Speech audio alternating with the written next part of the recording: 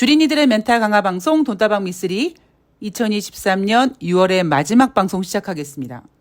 어머, 미쓰리 방송 안 해? 그게 아니라 6월의 마지막, 그러니까 2023년 상반기를 마무리하는 방송이 바로 오늘 방송이고, 이제 내일부터 7월 1일 또 남은 6개월 멘탈을 강화하고 준비하고 조심하면서 대비하고 잘 전략을 세워서 남은 6개월 동안 우리가 보내온 6개월보다 더 좋은 날들을 만들었으면 좋겠습니다.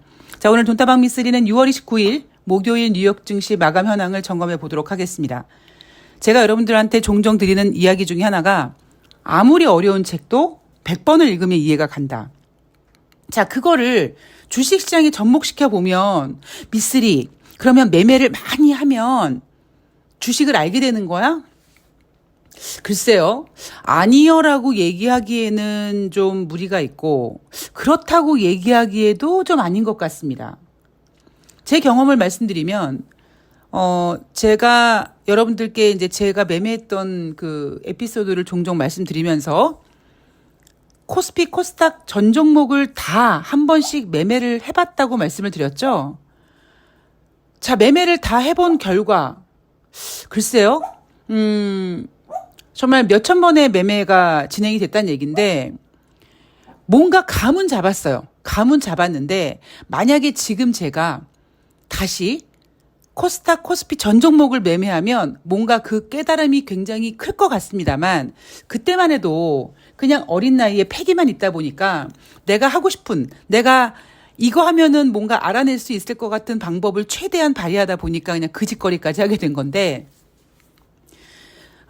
매매를 많이 해보는 것도 굉장히 도움이 될 겁니다. 그런데 일단 다시 말씀드리지만 만원경으로 시황을 크게 봐야 되고요. 그 만원경으로 시황을 크게 보기 위해서는 전문가들이 어려운 단어를 써서 여러분들을 막 경제를 포기시키고 경제를 어렵게 만들고 그런 어떤 함정에서 빠져서 굉장히 쉽게 경제는 무슨 얼어 죽을 놈의 돈이에요. 그냥 돈. 근데 경제는 굉장히 우아해 보이고 돈은 굉장히 싼티나고 이거 굉장히 모순이거든요. 여하튼 돈다방 미쓰리가 멘탈을 강화해드리겠습니다 라고 얘기하면서 같은 이슈를, 같은 멘트를 되풀이해드리고 있습니다. 이게 당장은 여러분들 실전 매매에 도움이 안 되실 수도 있는데요. 여러 번 미쓰리에게 똑같은 이야기를 들음으로써 그게 각인됨으로써 어떤 순간에 미쓰리가 이런 얘기를 했었어. 그래, 멘탈 잡자. 이렇게 조금이나마 도움이 되실 거라고 저는 확신을 합니다. 자, 6월 29일 목요일 뉴욕 증시는요. 다우지수가 0.80 상승, S&P 500이 0.45 상승, 나스닥이 0.42포인트, 그러니까 퍼센테이지로는 거의 움직임이 없었습니다. 제롬 파월 연준 의장의 긴축 발언에도 불구하고 1분기 경제 성장률 호조와 은행주 강세로 이날 뉴욕 증시는 상승했다라고 전문가들은 얘기를 합니다. 매일매일 이것 때문에 상승했고 저것 때문에 하락했고 이것도 중요하지만 제가 아마 올해 상반기에 돈다방 미쓰리를 진행하면서 가장 많이 했던 멘트가 뭐냐면 바로 뉴욕 증시는 지금 여러분 현재까지 뺄 생각이 없다입니다. 작년 연말에 대부분 많은 전문가들이 올해 주식시장을 부정적으로 봤고요. 2000포인트 하락할 거라고 예상했지만 저는 오직 뉴욕 증시가 뺄 생각이 없어. 이거 하나로 6개월 동안의 증시를 6개월 동안의 시황을 이어온 겁니다. 자, 6개월이 지났습니다. 미쓰리의 이야기가 맞죠. 자, 최근 들어 제가 여러분들한테 새롭게 각인시켜드리는 게 있습니다. 여러분, 2023년 하반기는요, 주식시장이 어떻게 움직일 거냐면요, 올라갔다, 내려갔다, 올라갔다, 내려갔다, 올라갔다, 내려갔다, 올라갔다, 내려갔다, 올라갔다, 내려갔다. 이렇게 제 목소리의 볼륨감을 느끼시면, 볼륨을 감지하시면 올라갔다, 내려갔다 하지만 점점 우하향되는 그림이 그려질 것이다. 그리고 이 그림조차도 굉장히 좋은 그림이다. 왜? 갑자기 우리가 예상하지 못했던 어떤 대형 악재가 터져서 올라갔다 내려갔다 올라갔다 내려갔다 폭락해버리는 우리가 어떻게 손 쓸 수 없는 어떠한 악재가 나오는 것이 더 안 좋은 거기 때문에 우리가 예상하는 그 움직임 속에서, 그러니까 주식시장이 내 손바닥 위에 있는 상태에서 매매를 하면은요, 훨씬 매매에 도움이 된다는 겁니다. 자, 경제지표 보겠습니다. 자, 1분기 GDP 경제성장률 2.0 확정치가 나왔습니다. 경제지표는요, 속보치, 그리고 그 다음 달에 잠정치, 그리고 확정치가 발표가 됩니다. 그러니까 1월달, 2월달, 3월달, 3개월 동안, 즉 그 1분기의 경제성장률을 4월달에는 1분기 속보치, 5월달에는 1분기 잠정치, 그리고 6월 말에는 아예 확정된 확정치를 발표가 됩니다. 이게 여러분 GDP 경제 지표를 읽는 방법이고요. 속보치는 1.1, 잠정치는 1.3, 그리고 6월의 마지막쯤 시간 돼서 발표된 확정치는 바로 2.0으로 속보치와 잠정치보다도 훨씬 잘 나왔습니다. 자, 왜 잘 나왔을까요? 경제가 좋아져서? 왜요? 경제가 뭐가 좋아졌을까요? 글쎄요. 경제지표 쭉 제가 말씀드리지만 뭐 3월 달에 실리콘밸리 뱅크 사태도 있었고요. 그동안 머릿속에 그려져 있는 경제지표를 보면은 미국 경제가 지금 막 호황이다 이렇게 얘기할 수 없거든요. 자, 그렇다면 또 미쓰리가 여러분들께 각인시켜드리는 그게 있죠. 인플레이션을 자극하는 요인 중에 하나가, 가장 큰 요인 중에 하나가 경제는 심리이기 때문에 주식입니다. 여러분 돌아보세요. 1월 달에 1월 효과 없다고 했습니다. 그런데 1월 달 뉴욕 증시 예상을 깨고 괜찮게 움직였어요. 2월 달에는 살짝 까다로웠습니다. 물론 3분기에 실리콘밸리 뱅크 사태가 있었습니다만 시간이 지나가면서 뭔가 주식시장의 움직임을 보면은요, 나쁘지 않았어요. 자, 제가 소비 지출 말씀드리면서 이런 얘기하죠. 앞으로 경제가 좋아질 거다. 혹은 내가 지금 주식을 갖고 있는데 마이너스야. 그런데 전문가들이 주식시장이 좋아질 거래. 그러면 내가 지금 당장은 마이너스지만 이제 조금 있으면 주식이 플러스 될 거니까 내가 지금 뭘 사고 싶은 게 있는데 일단 신용카드로 지르고 그리고 주식 올라가면 뭐 팔지 뭐, 이런 심리가 작동이 됩니다. 그래서 1분기 미국의 GDP 확정치가 2.0이 나온 결정적인 이유는 뭐냐면요, 소비 지출이 증가했습니다. 물론 수출도 상향 조정됐다고 합니다만 소비 지출은요 3.8에서 4.2로 소비가 꽤 큰 폭으로 상승했고요. 이 상승폭은 2021년 2분기 이후 최고치입니다. 특히요, 내구재 지출이 지난 2022년 4분기 1.3의 감소를 보인 반면에 2003년 1분기에는 무려 16.3%까지 상승했습니다. 자, 이게 주는 의미가 뭐냐? 자, 내구재 지출이 뭡니까, 여러분? 3년 이상 쓸 품목이에요. 그러면 내가 지금 돈이 없어요. 근데 앞으로 경제가 안 좋아질 것 같대. 근데 나는 침대를 너무 바꾸고 싶어. 침대에 막 쿠션이 꺼졌어요. 그러면 그냥 땅바닥에서 자든 뭘 하든 침대를 쉽게 바꾸지 못합니다. 그런데 주식시장이 예상과 다르고 좋아지고 있고 전문가들은 더 좋아질 거라고 얘기하고 있고 증시는 또 게다가 따라서 올라가고 하니까 그래, 그냥 이번에 그냥 침대 하나 사자. 그래서 우리가 생필품, 먹고 뭐 씻고 뭐 치카치카하고 머리 감고 이런 거는 경제가 좋든 말든 무조건 우리가 소비해야 되는 반면에 침대나 뭐 이러면 자동차나 뭐 책상이나 TV나 이런 거는 한 번 사면 오래 쓰는 거잖아요. 그만큼 또 가격도 있습니다. 그런데 주식시장이 이런 분위기가 양상이 되니까 한 번 사자 뭐. 그래서 그 GDP 경제성장률의 상승폭을 기여한 가장 큰 이유 중에 하나가 바로 내구재 지출입니다. 이래서 우리가 무슨 얘기가 나오냐면 경제는 쉽니다. 혹은 뭐 주식은 경제를 선행한다라는 얘기가 있습니다만 저는 개인적으로 주식이 경제를 선행한다라는 얘기보다는 그냥 지금 뉴욕 증시는 크게 뺄 생각이 없는 겁니다. 그게 다라고 생각을 해요. 자, 그리고 목요일마다 발표되는 주간 신규 실업상 청구 건수 2만 6천 명 감소해서 23만 9천 명 됐다고 합니다. 자, 한 달 만에 최저치. 최근 들어 6월 달에 발표된 주간 신규 실업상 청구 건수는 대부분 26만 건이었습니다. 그런데 이제 26만 건에서 감소해서 23만 9천 건. 그러니까 한 24만 건이라고 보면 되죠. 그런데 저는 이 수치가 예를 들면 수정될 수도 있고요. 저는 이 수치를 믿지 않습니다. 설사 믿는다고 해도 인생이나 주식이나 경제지표나 모든 게 한쪽 방향으로 가는 게 없는 것처럼 한 달 내내 26만 건 정도 나왔으면 어느 정도는 또 어느 정도 이렇게 쉬어가는 구간이 필요하니까 그래서 26만 건 예상치보다는 덜 나왔다라고 생각을 합니다.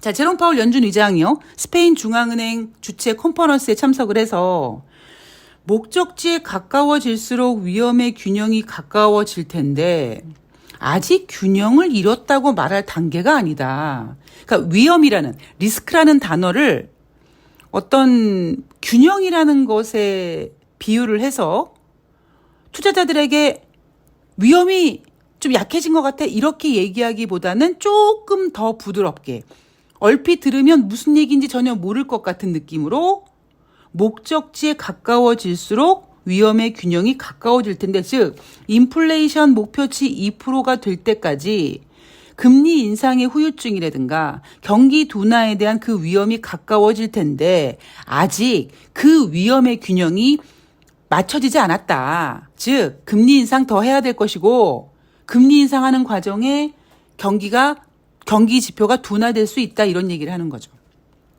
자, 그리고 7월 인상 이후에 9월에 동결할까? 아니야. 왜 이래? 우리 연준은 연속적으로 금리 인상할 수 있어. 라고 얘기하고 있습니다. 이거 굉장히 제가 위험하다는 얘기를 하고 말씀드렸죠. 이렇게 금리 인상 나머지 연속 2번 할 거였으면 6월 달에 금리 인상을 왜 쉬냐고요. 6월 달에 금리 인상을 쉰 이유가 뭡니까? 3월 달 실리콘밸리 뱅크 사태 이후로 5월 달에 발표되는 그리고 6월 달에 발표되는 경제 지표가 좋게 나오다 보니까 좋아지는 것처럼 나오다 보니까 연준이 인플레이션 지표가 다시 상승할 것 같은 불안감 그리고 경제 지표가 둔화될 것 같은 불안감 때문에 일단 쉬어가자라는 생각을 했습니다. 그런데 제가 그러죠.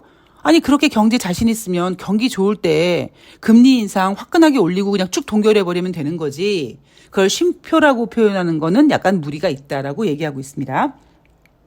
자, FOMC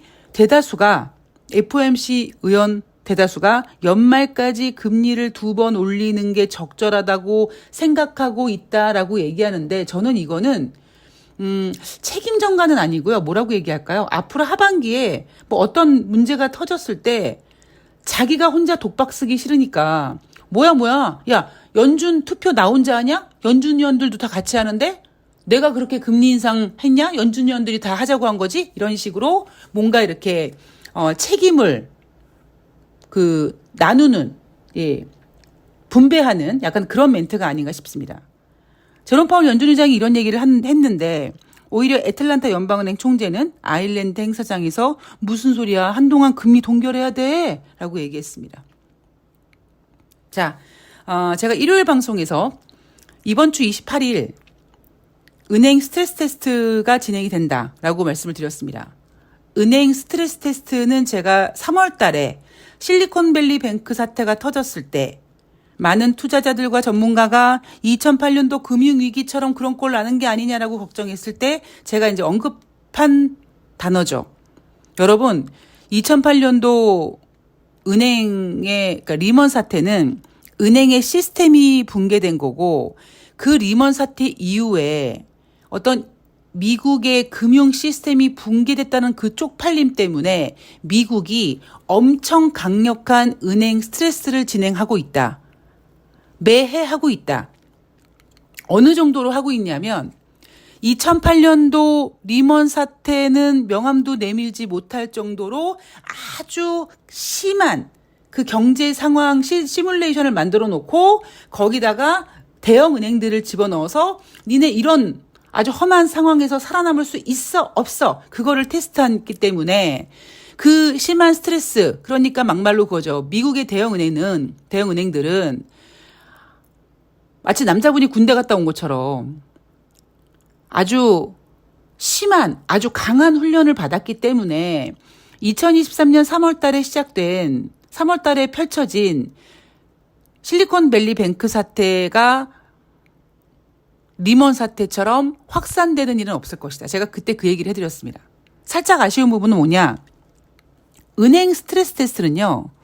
뭐 JP모건, 시티그룹 이렇게 대형 은행들, 대형 금융회사 그리고 한 웰스파고 정도 그렇게 약간 대형, 그러니까 중형인데 약간 대형 같은 느낌이 드는 그런 은행들만 스트레스 테스트를 하고요.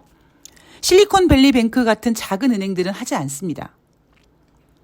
그래서 여하튼 이번에 은행 스트레스 테스트를 했는데 모든 은행이 심각한 침체 상황을 견딜 수 있을 것으로 평가를 받았다고 합니다. 여기서 얘기하는 모든 은행이란 대형 은행이자 혹은 중형인데 조금 대형 같은 느낌적인 느낌이 드는 그런 은행들을 얘기하는 거고요.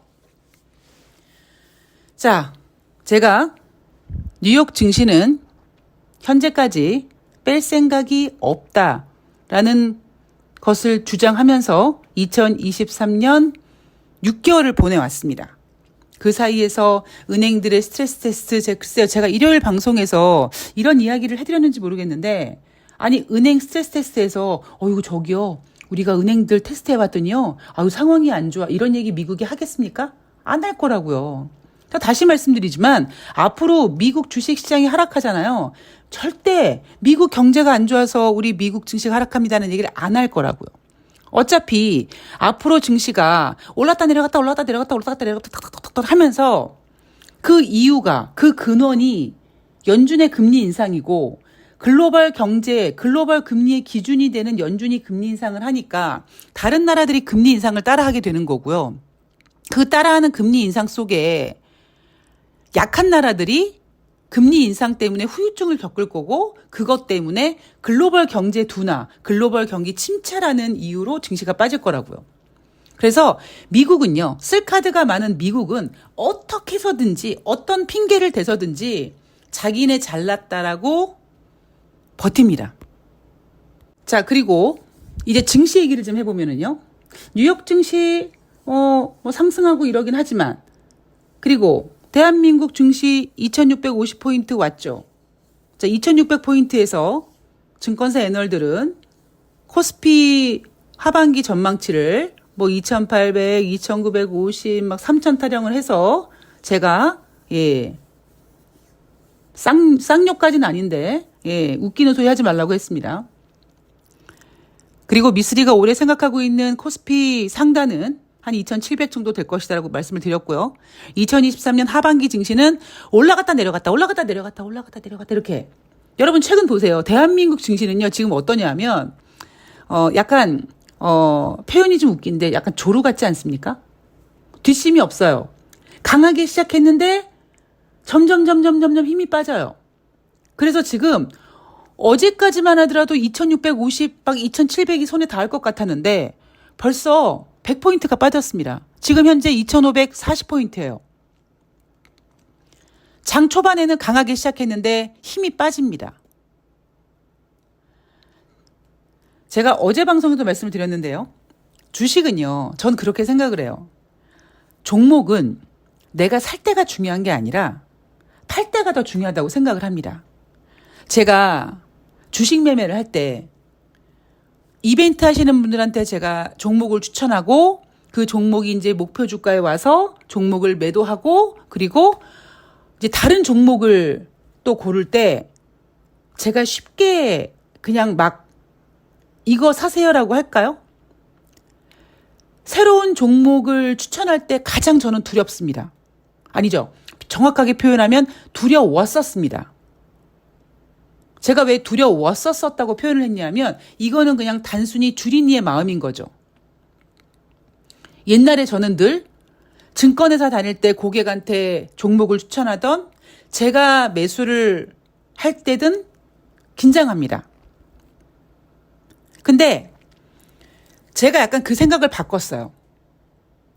물론 신중히 종목을 고르고 그리고 그 종목을 고르기 전에 방송을 통해서 우리가 매수를 하게 되면 가격이 무조건 빠진다.